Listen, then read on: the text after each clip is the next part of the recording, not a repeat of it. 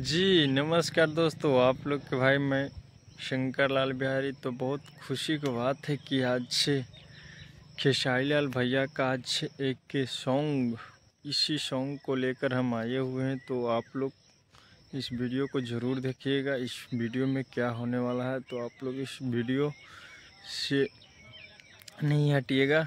तो आप लोग देख सकते हैं कि 4-5 दिन से जो खेसारी भैया का गाना रिलीज़ हो रहा था वो 40,000 50,000 लाइक पर हद हो जाता था।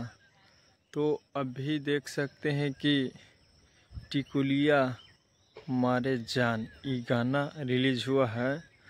तो देख सकते हैं कि 23 घंटा में अभी हम फ़िलहाल देखे हैं सुबह उठकर तो 1 लाख लाइक कंप्लीट हो चुका है और एक दिन में 1 मिलियन पूरा कंप्लीट हो जाएगा व्यूज और 1 लाख से ऊपर लाइक भी आ सकता है। तो आप लोग इस वीडियो में देखिए, यहाँ पर ही देखिए कितना भी लाइक है और कमेंट है कितना, जो आप लोग देखिए।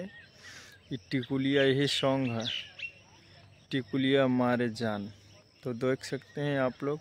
इस वीडियो को आप लोग इस चैनल से नहीं जुड़े हैं तो इस चैनल से जुड़ जाइए, फटाफट सब्सक्राइब करके और वीडियो को लाइक करके सबसे पहले आप लोग इस चैनल से जुड़िए। जय हिंद, जय भारत।